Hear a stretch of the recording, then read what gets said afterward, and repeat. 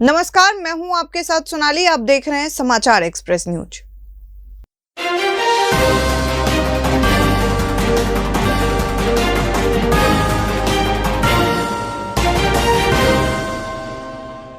स्वतंत्रता दिवस के 75वें वर्ष में जब भारत प्रवेश कर रहा है, अखिल भारतीय विद्यार्थी परिषद दिल्ली प्रदेश के 647 विभिन्न स्थानों पर एक साथ ध्वजारोहण करने का महाअभियान चलाएगी। इन स्थानों में मुख्य रूप से बस्तियां, कुछ गांव व कॉलोनियां भी शामिल हैं। एबीवीपी के इस महाअभियान का उद्देश्य संपूर्ण दिल्ली में राष्ट्रीयता की भावना फैलाना तथा दिल्ली के सामान्य जनमानस को इस उपलक्ष्य से जोड़ने का प्रयास किया जाएगा। इस महाअभियान में परिषद के विभिन्न विभागों व इकाइयों के 2500 से अधिक कार्यकर्ता बस्ती में जाकर ध्वजारोहण एवं मिष्ठान वितरण करेंगे। इस कार्यक्रम में कोरोना के चलते सामाजिक दूरी के सभी नियमों का ध्यान रखा जाएगा। राजधानी दिल्ली में 15 अगस्त तक 20 स्कूल ऑफ स्पेशलाइज्ड एक्सीलेंस शुरू होंगे। इस स्कूलों को दिल्ली सरकार शुरू करेगी। दिल्ली के अपने शैक्षणिक बोर्ड डीबीएसई में इस वर्ष यानी शैक्षणिक वर्ष 2021-2022 में दिल्ली के 30 सरकारी स्कूल होंगे, जिनमें 20 स्कूल ऑफ स्पेशलाइज्ड एक्सीलेंस और 10 सामान्य स्कूल को डीबीएसई में पंजीकृत होंगे। उप मुख्यमंत्री मनीष सिसोदिया की अध्यक्षता में मंगलवार को Delhi school of specialised excellence और Delhi board of school education society की दूसरी आम सभा बैठक में यह फैसला लिया गया है। सीबीआई के पूर्व स्पेशल डायरेक्टर राकेश अस्थाना को दिल्ली पुलिस का नया कमिश्नर नियुक्त किया गया है। गृह मंत्रालय ने मंगलवार को बताया कि अस्थाना का कार्यकाल 1 साल का होगा। 1984 बैच के गुजरात कैडर के आईपीएस अधिकारी अस्थाना बीएसएफ के महानिदेशक की जिम्मेदारी संभाल रहे थे।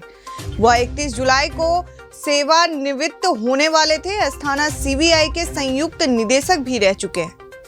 बता दें कि सीबीआई एसपी रहते हुए चारा घोटाले की जांच उनके नेतृत्व में की गई थी।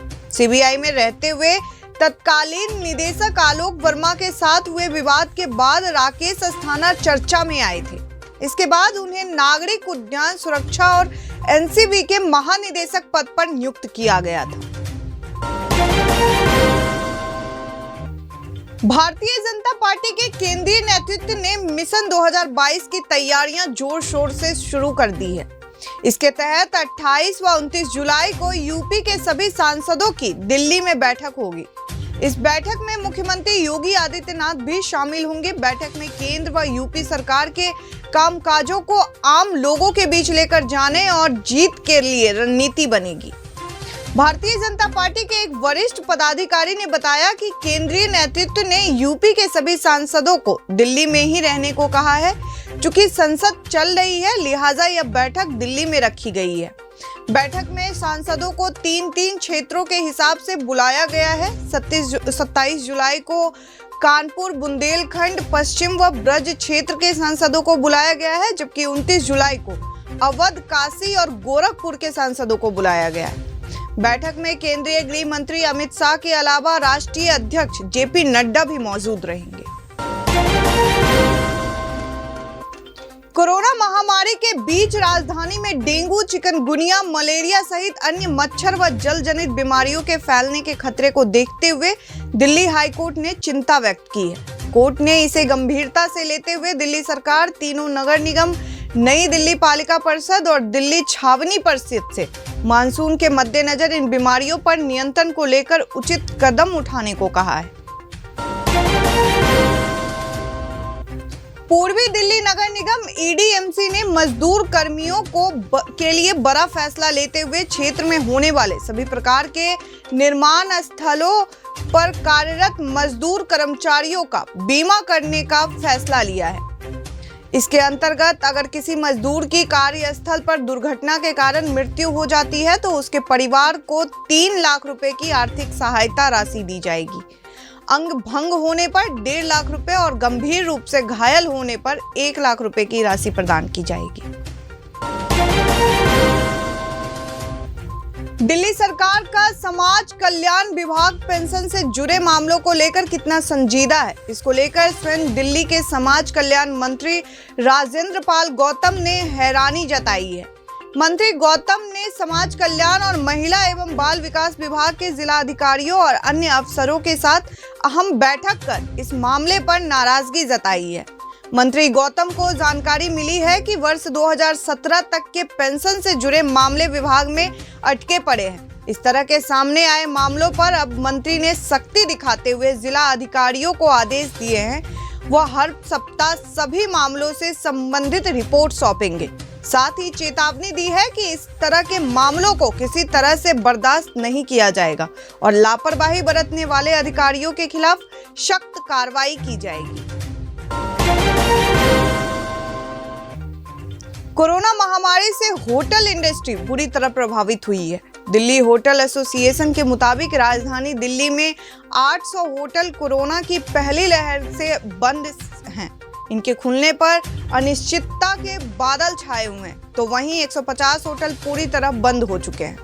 होटल मालिकों की मांग है कि सरकार इस मुश्किल वक्त में इस इंडस्ट्री को संभालने के लिए कदम उठाए। पूरी दिल्ली में करीब 2800 होटल या गेस्ट हाउस हैं। Delhi hotel and restaurant owners association के मुताबिक इन 2800 होटल में से दिल्ली में 800 होटल कोरोना की पहली लहर के बाद से बंद हैं। इनके खुलने पर अनिश्चितता के बादल छाए हुए हैं, तो वहीं 150 होटल पूरी तरह बंद हो चुके हैं। ये बंद हुए होटल या तो बेचे जा चुके हैं या इनमें गोदाम या शोरूम खुल गया है। एसोसिएशन के जनरल सेक्रेटरी मोहित शाह ने मांग की है कि केंद्र या दिल्ली सरकार इस इंडस्ट्री की तरफ ध्यान दे, हमें पैकेज दिया जाए। 60,000 लोग दिल्ली में इस इंडस्ट्री से जुड़े हैं। मोहित ने बताया कि उनका खुद का होटल है जिनमें 45 कमरे हैं, लेकिन औसत 5 से 7 रूम ही लगते हैं। ये भी तब है जब लॉकडाउन नहीं लगा होता है। गोवा में सोमवार को बिजली को लेकर गोवा के ऊर्जा मंत्री और दिल्ली के ऊर्जा मंत्री के बीच जोरदार बहस हुई। दिल्ली के बिजली मंत्री सत्येंद्र जैन और गोवा के ऊर्जा मंत्री नीलेश कैब्राल के बीच हुई बहस में एक बड़ी बात निकलकर सामने आई है। दिल्ली के ऊर्जा मंत्री सत्येंद्र जैन ने बहस के दौरान ऐलान किया कि दिल्ली में पिछले 7 सालों से बिजली की दरों में बढ़ोतरी नहीं हुई और अगले 5 सालों तक बिजली की दरों में कोई बढ़ोतरी नहीं होगी। जैन ने इस मौके पर कहा कि कैग की रिपोर्ट के मुताबिक दिल्ली बजट सरप्लस पर काम कर रही है। इसका मतलब निकाले तो दिल्ली वालों को अगले 5 सालों तक भी मौजूदा टैरिफ रेट से ही बिजली मिलती रहेगी। केजरीवाल सरकार भविष्य में बिजली के टैरिफ में कोई बदलाव नहीं करने जा रही है। बता दें कि दिल्ली वालों को 200 यूनिट तक बिजली मुफ्त है और 400 यूनिट तक बिजली की दर आधी है। केजरीवाल सरकार बिजली की मौजूदा दरों को पिछले कई सालों से बरकरार रखा है। गोवा में सत्येंद्र जैन के इस ऐलान के बाद अब दिल्ली वालों को अगले 5 सालों तक बिजली बिल में किसी भी प्रकार की बढ़ोतरी नहीं होगी। मोदी सरकार ने मंगलवार को किसानों के हित को ध्यान में रखते हुए बड़ा निर्णय लिया है। केंद्रीय रसायन व उर्वरक मंत्रालय ने नैनो यूरिया की टेक्नोलॉजी ट्रांसफर के लिए एक MOU IFFCO national fertilisation limited और दूसरा MOU इफ्को और राष्ट्रीय केमिकल एंड फर्टिलाइजेशन लिमिटेड के बीच कराया है। इस निर्णय के बाद अब देश में नैनो यूरिया का उत्पाद और बढ़ जाएगा। इस मौके पर केंद्रीय रसायन एवं उर्वरक मंत्री मनसुख मंडाविया ने कहा कि प्रधानमंत्री नरेंद्र मोदी जी ने 15 अगस्त 2019 को लाल किले की प्राचीर से आम किसानों से यह अपील की थी कि रासायनिक उर्वरक का इस्तेमाल कम करें। नैनो यूरिया इस दिशा में एक महत्वपूर्ण कदम है। प्रधानमंत्री की प्रेरणा से विकसित यह उत्पाद क्रांतिकारी साबित होगा।